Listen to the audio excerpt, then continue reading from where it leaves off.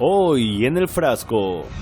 Ceremonia con todos los honores en la Casa Blanca para recibir a brazos abiertos al príncipe heredero saudí Bin Salman. Tras años de aislamiento por el asesinato del periodista Jamal Khashoggi en el año 2018. El periodista Jamal Khashoggi fue brutalmente asesinado a manos del círculo cercano del príncipe heredero saudí. La Agencia Central de Inteligencia estadounidense llegó a la conclusión de que el príncipe heredero saudita Mohammed bin Salman habría ordenado el asesinato del periodista. Incluso se puede escuchar a un forense saudí hablar sobre cómo iba a desmembrar el cuerpo. Sí, bueno, ya saben que dicen que todos tenemos un precio. Trump incluso le defiende ahora frente a los informes de la CIA que señalaban a bin Salman como el responsable del asesinato de Jamal Khashoggi. As far as this gentleman is concerned, he's done a phenomenal job. You're mentioning somebody that was extremely controversial. Y luego el presidente dice que bin Salman es un líder fenomenal, ¿no? Muy respetado en todo el mundo,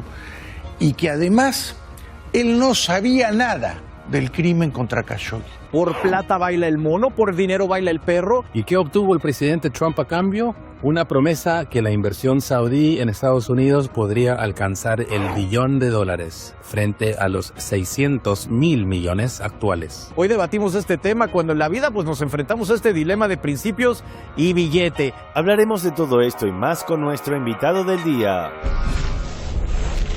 El frasco, exponiendo a los verdugos que se creen por encima de todo. ¿Qué tal? ¿Cómo están? Bienvenidos a un nuevo programa de El Frasco Medio Sin Cura. Esta suerte de recipiente donde se dan cita las noticias de la semana, lo que se dice en las redes sociales y lo que supuestamente es la realidad internacional.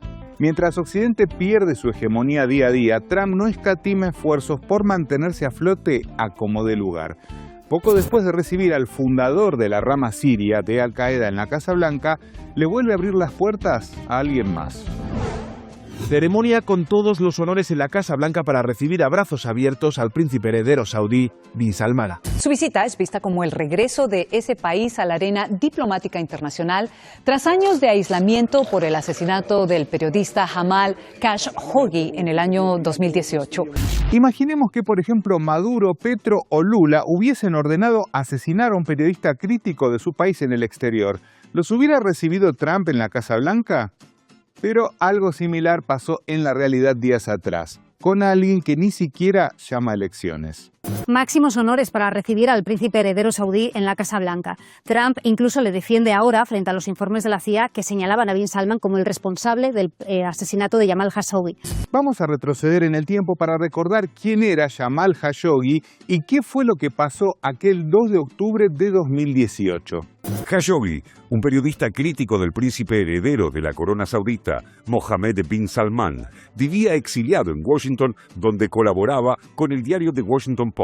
El famoso periodista saudí Jamal Khashoggi entraba al consulado saudí en Estambul. Fue asesinado, torturado, sin duda. El periodista Jamal Khashoggi fue brutalmente asesinado a manos del círculo cercano del príncipe heredero saudí. El periodista saudí fue descuartizado cuando estaba vivo mientras sus verdugos escuchaban música. Pero no se trata solo de meras especulaciones. Las pruebas que el régimen saudí intentó ocultar salieron a la luz a través de la inteligencia turca. Incluso se puede escuchar a un forense saudí hablar sobre cómo iba a desmembrar el cuerpo. Siempre he trabajado con cadáveres. Sé cortar muy bien. Lo lograré. Las cámaras de seguridad grabaron un coche y una furgoneta llenas de grandes bolsas saliendo hacia la casa del cónsul saudí casi 2 horas después de que Khashoggi entrara al consulado. Y pese a que se confirmó el envío de un equipo de 15 saudíes desde Arabia Saudita para matar al periodista, en un medio pro-israelí definen este cruento asesinato de la siguiente manera. Y lo que ocurrió fue que aparentemente bin Salman dio órdenes de ir al consulado de Estambul y traerlo a Riad, pero se les fue la mano. Se les fue la mano, o sea, era deténganlo y entendieron, córtenlo en pedazos. Raro. Lo cierto es que hasta la propia inteligencia estadounidense afirmó quién, a su juicio, había sido el autor intelectual. La Agencia Central de Inteligencia estadounidense llegó a la conclusión de que el príncipe heredero saudita Mohammed bin Salman habría ordenado el asesinato del periodista. Pero no importa lo que haya dicho la CIA, había alguien que no estaba dispuesto a perder los miles de millones de dólares que le significaba ser socio de la monarquía saudí. El único apoyo monolítico con que cuentan los saudíes desde la desaparición de Khashoggi viene de Trump, quien afirmó de entrada que aunque se probara el crimen, no está dispuesto a cancelar el monumental acuerdo de venta de armas a Riad por 110.000 millones de dólares. Por plata baila el mono, por dinero baila el perro. Y aquí viene algo en lo que muy pocos han indagado y es lo que en su momento denunció el congresista de Estados Unidos Joaquín Castro en la CNN, un posible vínculo entre el crimen de Khashoggi y el yerno de Trump. Voy al punto que creo que es el más perturbador en este momento. Los reportes indican que Jared Kushner pudo haber entregado, con información de inteligencia estadounidense, una lista de objetivos o una lista de enemigos al príncipe heredero, a MBS, en Arabia Saudita, y que el príncipe luego pudo haber actuado en base a esa lista. Y una de las personas contra las que tomó medidas es el señor Khashoggi. Pero además, otro congresista estadounidense afirma que sabe lo que Trump le dijo a Mohammed bin Salman tras el asesinato en una llamada que los involucra a ambos. ¿Conocerá alguna vez el mundo el contenido de ese diálogo? Solicito la publicación de la transcripción de la llamada entre el presidente Trump y Mohammed bin Salman, príncipe heredero de Arabia Saudita, donde se habló del asesinato. Necesitamos transparencia para el pueblo estadounidense. Todo esto podría explicar un poco la furia de Trump cuando días atrás una periodista increpó al príncipe Carnis heredero en la Casa Blanca. The U.S. intelligence concluded that you orchestrated the brutal murder of a journalist. As far as this gentleman is concerned, he's done a phenomenal job. You're mentioning somebody that was extremely controversial. A lot of people didn't like that gentleman that you're talking about. Whether you like him or didn't like him, things happen. But he knew nothing about it, and we can leave it at that. You don't have to embarrass our guest by asking a question like that. Una de las personas en responder el inaudito ataque de Trump a Khashoggi fue la viuda del periodista saudí. Mi esposo era un hombre transparente, un periodista profesional, un hombre estable y muy valiente. Amaba a todos. Si alguien no lo quiere, no tiene derecho a secuestrarlo, torturarlo y matarlo. Pero si Trump dijo sobre el asesinato del periodista que son cosas que pasan, la respuesta de bin Salman no fue menos escalofriante. About the journalists, it's really painful to hear, anyone that been losing his life, and we've improved our system to be sure that nothing happened like that, and it's painful and it's a huge mistake. Error. Parece que una montaña de petrodólares tapa cualquier atisbo de ética para Trump, que hasta pareció justificar el homicidio de Khashoggi. Miren si habrá sido alevoso que hasta Jaime Bailey se ofendió. ¿Cómo vamos a creer que estos sicarios estaban todos en el consulado saudí en Estambul esperando a Khashoggi sin que el príncipe les hubiera dado la orden? Es inverosímil. Como hemos visto, el interés de Trump no solo está relacionado a que su país reciba dinero de donde sea, sino que también hay cuantiosos motivos personales y familiares. Año 2022. El New York Times informa que un fondo liderado por el príncipe heredero ha invertido $2 billones en la nueva forma de Jared Kushner de capital privado. Kushner es el yerno y exasesor principal de Donald Trump. Trump está literalmente defendiendo el asesinato de un periodista del Washington Post para proteger a su amigo autócrata y su propio interés personal en el negocio de su familia. Evidentemente Trump tiene billones de razones para seguir protegiendo a bin Salman, y es que para muchos billetera mata dignidad. ¿Y qué obtuvo el presidente Trump a cambio? Una promesa que la inversión saudí en Estados Unidos podría alcanzar el $1 billón frente a los 600.000 millones actuales. Y bueno, ya saben que dicen que todos tenemos un precio. Pero la complicidad occidental con los saud no es solo la de Trump, y es que cuando una monarquía tiene petróleo, dinero y poder, nadie le pide ni elecciones, ni actas, ni explicaciones. ¿Europa, estás allí?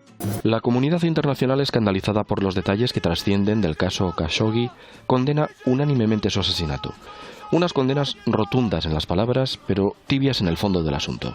Y es que pese a pedir un embargo de armas, Arabia Saudí, pocos días después del asesinato, retomó las relaciones con el reino tan rápido como fue necesario.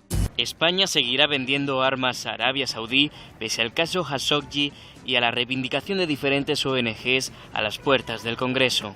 Pero además de los intereses monetarios, hay otro factor geopolítico que impulsan Trump y sus amiguis superdemocráticos: la normalización con el ente israelí. Creemos firmemente que tener una buena relación con todos los países de Oriente Medio es algo positivo. Queremos ser parte de los acuerdos de Abraham, pero también queremos asegurarnos de lograr una solución clara para la solución de dos estados. Hoy tuvimos una conversación fructífera con el señor presidente. Esto es una sorpresa en absoluto, señores. El periodista e investigador Thierry Meyssan revelaba los vínculos existentes entre el régimen israelí y el saudí desde, 1948. Cuando se crea el Estado de Israel, la familia Saud se comprometió ante Estados Unidos a defender siempre a Israel. Y ahora es el momento de cumplir. Es por esto que en ese programa prosionista donde dijeron que a los enviados de Bin Salman se les fue la mano con el descuartizamiento del periodista, se esfuerzan por defender a ultranza al príncipe saudí. Él es un hombre de la nueva generación. Y les guste o no Mohammed bin Salman, les guste su estilo o no, él es su única esperanza de un cambio. Les guste su estilo o no, decía ese comentarista, que además hablaba de esperanza de cambio. ¿Será que hablaba de esto? Arabia Saudita ha ejecutado a más de 300 personas este 2024. 117 es el número de extranjeros ejecutados según reportes nacionales. Figura que representa el triple de lo reportado en los 2 años anteriores. Estuve allí 6 veces en 6 años. Es increíble, es vertiginoso el cambio. Junio de 2025, Arabia Saudí supera las 300 ejecuciones en lo que va de 2025 tras un nuevo ajusticiado. ¿Habrán sido también errores? ¿El príncipe saudí tampoco estaba al tanto? ¿Se les habrá ido la mano? Poco importa eso cuando el príncipe puede ser un instrumento para beneficiar al sionismo. Mohammed bin Salman tiene 40 años.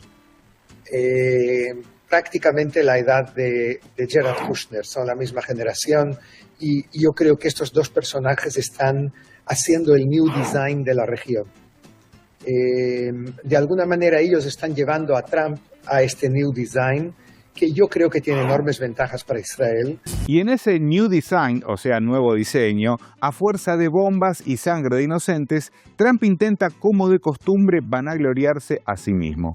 Gaza, aunque se vea un poco caótico, y lo haya sido por muchos años, te diré, muchas décadas, pero se está acercando a ser perfeccionada. Todos dicen que lo que pasa en Medio Oriente es un milagro. El mismo día en el que Trump definía lo que ocurre en Asia Occidental como un milagro, pasaba esto. Decenas de palestinos muertos y heridos tras una serie de ataques aéreos israelíes en Gaza. 32 personas murieron y otras 88 resultaron heridas en los recientes bombardeos israelíes. Entre las víctimas se cuentan al menos 12 menores de edad. Ahora a los palestinos les agrado. Los palestinos están bastante bien. Creo que estamos trabajando muy de cerca con algunas personas que hará a todo el mundo feliz, incluyendo a Israel, a los palestinos, todos. Israel ha atacado varios sitios en Gaza, mientras continúa violando descaradamente el alto al fuego acordado el mes pasado.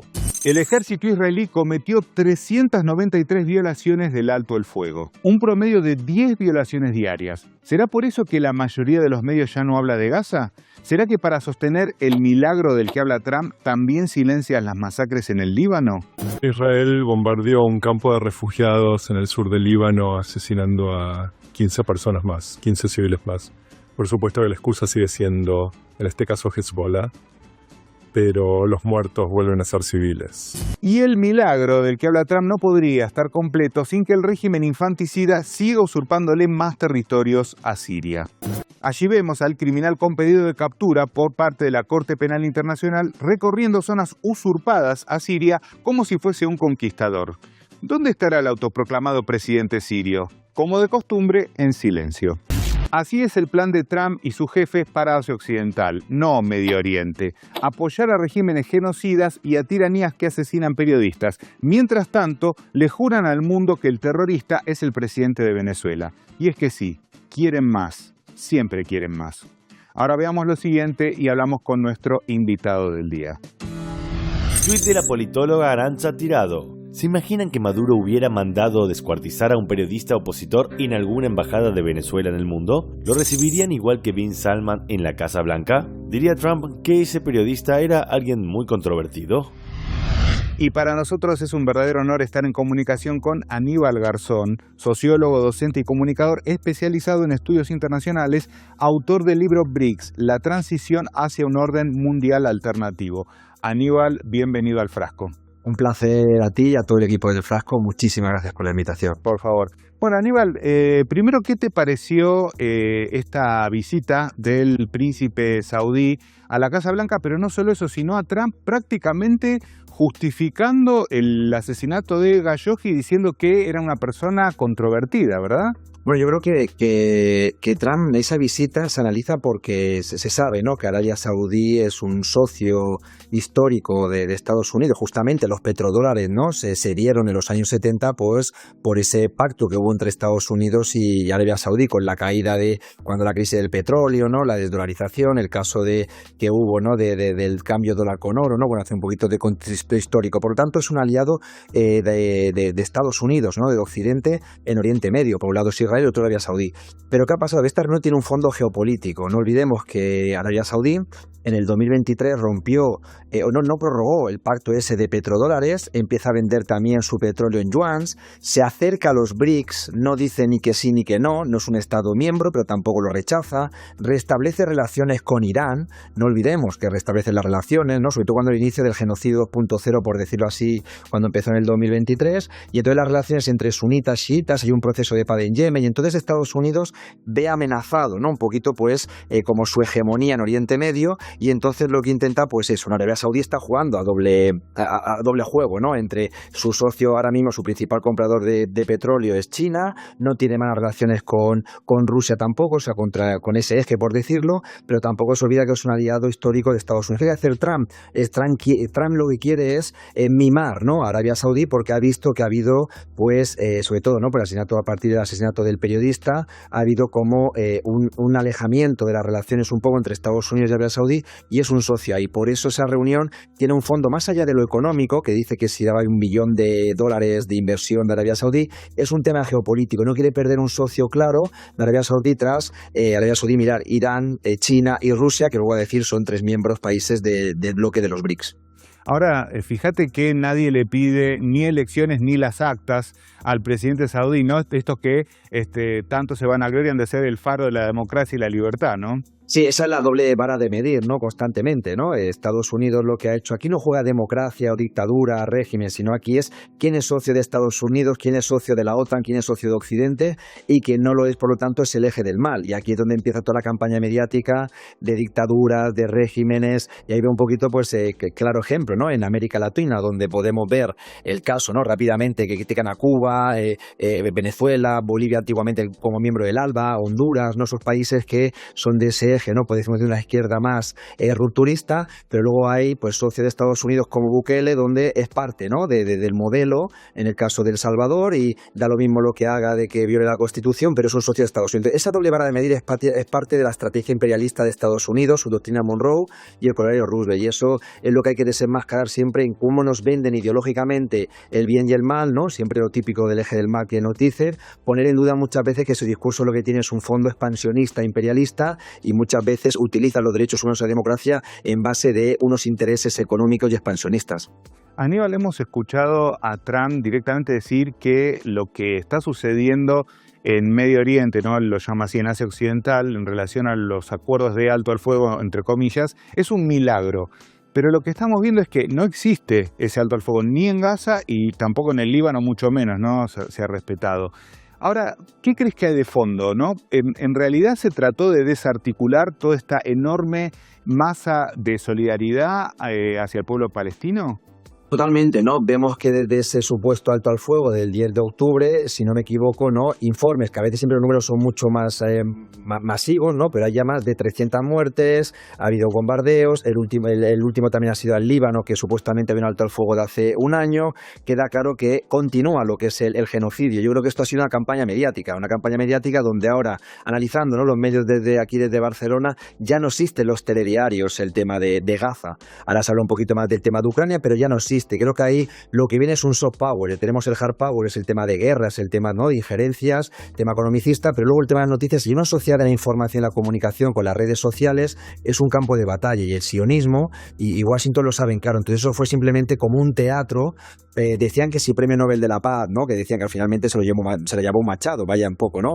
Tampoco había tantas diferencias con Trump, pero el caso se veía, ¿no?, que parecía que Trump se había puesto alto al fuego. No es un alto al fuego, es un alto a la comunicación. Yo creo que hay que decirlo así, un alto a la comunicación, a la sensibilización, a la solidaridad, a los movimientos. Salía muchísima gente a la calle, se hablaba del día a día y de repente en un mes parece ya que el genocidio no existe cuando sigue existiendo. Creo que hay que analizarlo desde ese punto de vista, que es una limpieza de cara de Netanyahu y justamente de Trump intentando verse como la paz. No es totalmente lo contrario, son los que llevan a cabo totalmente el genocidio, y continúa bueno, pues lo que quieren finalmente Netanyahu hacer es masacrar y eliminar al pueblo de Gaza y invadir esa zona para, como decía Donald Trump, querían poner hoteles, querían poner turismo, y eso sigue vigente todavía en todo momento. Yo creo que al final es bueno, pues una campaña comunicativa para intentar eliminar la opinión pública, que era muy creciente en contra de ese genocidio. Ahora, Aníbal, te vemos recurrentemente en las redes analizar mucho el rol de los medios de comunicación. ¿A qué le atribuís que el mismo país que invadió y destruyó Irak en 2003 con un pretexto que era básicamente una mentira, lisa y llanamente, de las armas de destrucción masiva, ese mismo país sigue, digamos, diciendo o acusando a países de, en este caso, por ejemplo, a Nicolás Maduro de ser narcoterrorista? ¿Por qué el público le sigue creyendo? Bueno, yo creo que ha habido un crecimiento importante a nivel internacional de la política de Estados Unidos, ¿no? Sobre todo, pues eso, tenemos la experiencia de la Segunda Guerra de Irak, porque había una primera y una segunda. Se decía del tema de Libia, ¿no?, también diciendo las mentiras. Incluso se hablaba en su momento, no olvidemos, de Yugoslavia previamente, ¿no? Se iba el tema del genocidio en el tema de Kosovo, ¿no? O sea, muchas mentiras y las fake news. Yo creo que a Trump, ¿no?, muchas veces con la que dice las contradicciones, y los medios de comunicación incluso le critican, pero hay todavía como ese miedo dócil por parte sobre todo de Occidente a que quien manda en el mundo es Estados Unidos y hay que cumplir lo que dice, y eso hace que todavía hay una dependencia muy clara, porque Estados Unidos tiene 800 bases militares en el mundo. Estados Unidos todavía pues tiene una economía de guerra. Saben todavía que hay unos intereses mucho en el tema de por qué Estados Unidos en sus más de 200 años de independencia creo que solamente ha habido 7 años que no ha tenido guerra, porque es una economía de la guerra, es una economía del dólar, finanzas, pero también es una economía de la guerra, y en base a toda esa campaña utiliza también, no olvidemos, los medios de comunicación. Creo que falta pensamiento crítico. Por ejemplo, en el caso de política exterior mirado desde Europa, no tenemos ese pensamiento. Cerraron medios de comunicación.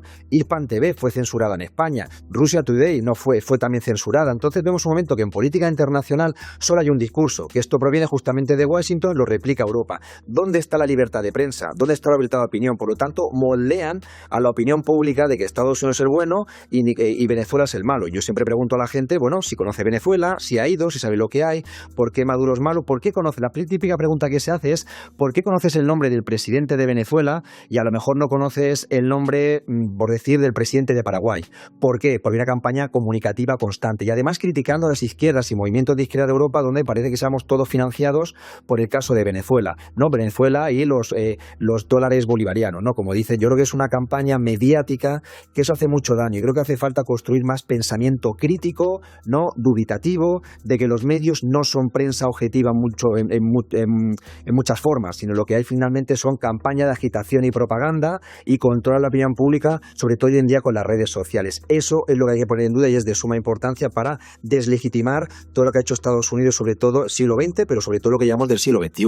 Ahí queda claro, ¿no?, de cómo Europa en su ámbito también de la geopolítica queda como un títere que parece que todo lo que diga Washington lo repite Bruselas, y ese es el contenido que hay que criticar de Europa, y se ve claramente de cómo las sanciones a Rusia en Europa lo que hace es afectar a Europa económicamente, y finalmente Europa depende mucho más del gas y del petróleo de Estados Unidos, y es un juego que se le ve muy descolocada en los cambios internacionales. Europa finalmente es dócil con la política de Washington. Aníbal, muchísimas gracias por este espacio y hasta un próximo encuentro. Gracias a vosotros, un fuerte abrazo. Muchísimas gracias. Y nosotros, como siempre, nos vamos a un retro tweet, una frase del pasado que por supuesto está relacionada a todo lo que vimos en el programa del día de hoy. Presten atención.